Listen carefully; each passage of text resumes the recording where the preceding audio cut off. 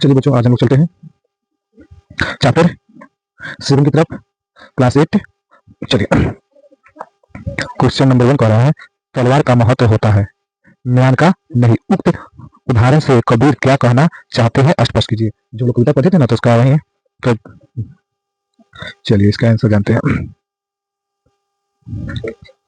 तलवार का महत्व होता है, म्यान को नहीं। इस उदाहरण के माध्यम से कवि कहना चाहते हैं कि हमें उस वस्तु के विषय में जानकारी करनी चाहिए जो हमारे लिए मुख्य रूप से उपयोगी हो। जिस तरह तलवार की मजबूती तथा उसकी तीक्ष्ण धार देखी जाती है, उसी प्रकार संतों की जाति छोड़कर ज्ञान की बातें पूछना चाहिए। चलिए क्वेश्चन नंबर 2 को देखते हैं। ठीक है बच्चों, पाठ की तीसरी साखी जिसकी एक पंक्ति है, मनुआ तो दो दिशी फिर वह तो सुमिरन नहीं है, नहीं के द्वारा कबीर क्या कहना चाहते हैं। चलिए जानते हैं। मनुआ तो दहु दिशी फिरे, यह तो सुमिरन नहीं के द्वारा कबीर ने अंधबार पूर्ण एवं दिखावे की भक्ति करने वाले पर व्यंग किया है। कवि क्या कहना चाहते हैं कि कहना चाहते हैं कि ईश्वर की सच्ची भक्ति करने के लिए मन का केंद्रित होना आवश्यक है। हमारा मन यदि चारों दिशाओं में भटक रहा है और हम राम राम जप रहे हैं तो भक्ति सच्ची नहीं होगी। इसलिए कहा गया है कि भक्ति करते समय हमारे ध्यान भक्ति पर ही होनी चाहिए, उसके अलावा कहीं नहीं होनी चाहिए। चलिए क्वेश्चन नंबर 3 को देखते हैं। कबीर घास की निंदा करने से क्यों मना करते हैं। पढ़े हुए दोहे के आधार पर स्पष्ट कीजिए। दोहे पढ़े से उसके आधार पर इसका क्या देना है, आंसर देना है। चलिए, कबीर घास की भी निंदा करने से इसलिए मना करते हैं कि निंदा करने वाला व्यक्ति उस समय अभिमान के कारण उस वस्तु के गुणों पर ध्यान नहीं दे पाते हैं या उसकी विशेषताओं को भूल जाता है। जैसे घास के नन्हे तिनकों को मनुष्य पैरों से तले कुचलते समय यह भूल जाता है कि यही तिनका आंख में पड़ कर उसके लिए दुखदायी बन सकता है। कवि का कहना है कि जो छोटा सा तिनका होता है उसे क्या करते हैं हम लोग अपने पैरों से मसल देते हैं। अगर वही तिनका मेरी आंखों में पड़े तो क्या करेंगे, मेरे लिए बहुत बड़ी मुसीबत आ सकती है। चलिए क्वेश्चन नंबर 4 को देखते हैं। मनुष्य के व्यवहार में ही दूसरे को विरोधी बनाना लेने वाले दोष होता है। यह भवात किस दोहे से व्यक्त होता है। भवात निम्नलिखित दोहे से व्यक्त होते हैं। जो भवात क्या है जान लीजिए। जग में बैरी कोई नहीं, जो मन शीतल होए, जग में बैरी कोई नहीं जो मन शीतल होए, या आपको डरी दे दया करे सब कोई। चलिए क्वेश्चन देखते हैं पाठ के आगे से। चलिए क्वेश्चन नंबर 1। या आपा को डारी दे दया करे सब कोई, ऐसी बानी बोलिए मन का आपा खोए। इन दोनों पंक्तियों में आपा को छोड़ देना या खो देने की बात की गई है। आप किस अर्थ में प्रयुक्त हुए हैं? क्या आपा स्वार्थ के निकट का अर्थ देता है या घमंड का?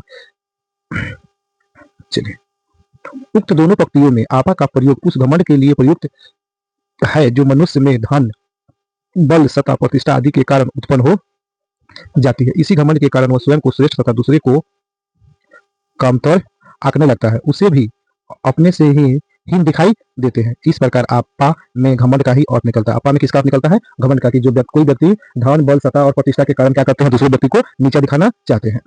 चलिए पहली पंक्ति में कवि ने स्वाभाविक अहंकार त्यागने की बात कही है, जिससे उसे अभी सभी को दया दृष्टि मिल सके। द्वितीय पंक्ति में मन का अहंकार त्याग कर मीठी बानी बोलने का आग्रह किया है, जिसे हम उन्हें सबको प्रिय बना देते हैं।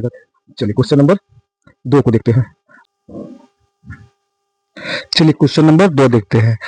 आपके विचार में आपा और आत्मविश्वास में तथा आपा और उत्साह में क्या कोई अंतर हो सकता है? स्पष्ट कीजिए। क्वेश्चन कह रहा है आपके विचार में आपा और आत्मविश्वास में तथा आपा और उत्साह में क्या कोई अंतर हो सकता है? स्पष्ट करें। चलिए इसको देखते हैं। आपा और आत्मविश्वास। आपा का अर्थ है अहंकार, जिसके कारण व्यक्ति स्वयं को दूसरों से श्रेष्ठ समझता है, जबकि आत्मविश्वास का अर्थ है अपने ऊपर विश्वास, जिनके बल पर वह असंभव कार्य करने की ठान लेता है और पूरा कर लेता है। चलिए आपा और उत्साह।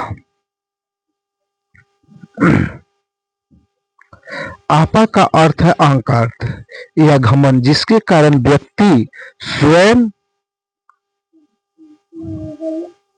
को दूसरे से श्रेष्ठ रहता है, जबकि उत्साह का अर्थ किसी काम को करने का जोश, उमंग तथा खुशी से काम में लग जाने का गुण का लगा। चलिए क्वेश्चन नंबर 3 को देखते हैं। सभी मनुष्य एक ही प्रकार से देखते सुनते हैं, पर एक समान विचार नहीं रखते। सभी अपनी अपनी मनोवृत्ति के अनुसार कार्य करते हैं। पाठ में आई कबीर की किस सखी में उपयुक्त पंक्तियों में भाव मिलते हैं? एक समान होने के लिए आवश्यक क्या है, लिखिए। चलिए, कबीर की निम्नलिखित साखी समाज में सभी को समान मानने का उद्देश्य देती है। जो पंक्तियां हैं, कबीर घास न नदिए, जो पाओ तली होए, उरी पंडे, जब आंखें में आखरी दुल्हे हुई। इसका अर्थ एक समान होने के लिए समाज से हर प्रकार का भेदभाव समाप्त होना चाहिए। यह भेदभाव चाहे जाति हो या आर्थिक, सभी लोगों को एक दृष्टि से देखा जाए तथा किसी के साथ पक्षपात पूर्वक व्यवहार न किया जाए। इसके अलावा आपके धन बल का प्रयोग कर किसी को सहायता न जाए। चलिए क्वेश्चन नंबर 4 को सताया न जाए। क्वेश्चन नंबर 4 को, कबीर के दोहे को सखी क्यों कहा जाता है? कबीर के दोहे को सखी क्यों कहा जाता है, ज्ञात कीजिए। चलिए, कबीर के दोहे को साखी इसलिए कहा जाता है। कबीर के दोहे को साखी इसलिए कहा जाता है क्योंकि साखी शब्द साक्षी शब्द का तद्भव रूप है। साखी शब्द साक्षी शब्द का तद्भव रूप है, जिसका अर्थ है आंखों देखा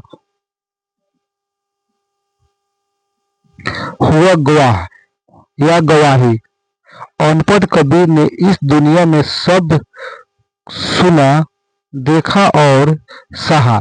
इसके उपरांत उन्होंने अनुभव को दोहे के रूप में व्यक्त किया। इसके अलावा कबीर का हर दोहा अपने आप में ज्ञान का कोश है।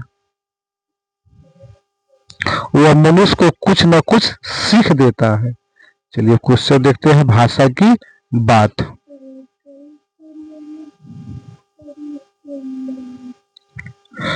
बोलचाल की क्षेत्रीय विशेषताओं के कारण शब्दों के उच्चारण में परिवर्तन होता है। जैसे वाणी शब्द वाणी बन जाता है। मन में मानवा आदि हो जाता है। उच्चारण के परिवर्तन में वर्तनी भी बदल जाती है। नीचे कुछ शब्द दिए जा रहे हैं, उनका वह रूप लिखिए जिससे आपका परिचय हो। ज्ञान, जीव, पाऊ, ताली, साखी, बारी। चलिए, शब्द हो गया, प्रचलित रूप हो गया। ज्ञान, जो ज्ञान का ऐसे होगा। जीभी बराबर जीभ, पाऊ बराबर पाव, तली बराबर तले, आँखी बराबर आँख। चलिए, इसी के साथ हम लोग का साक्षर 7 आज समाप्त हुआ।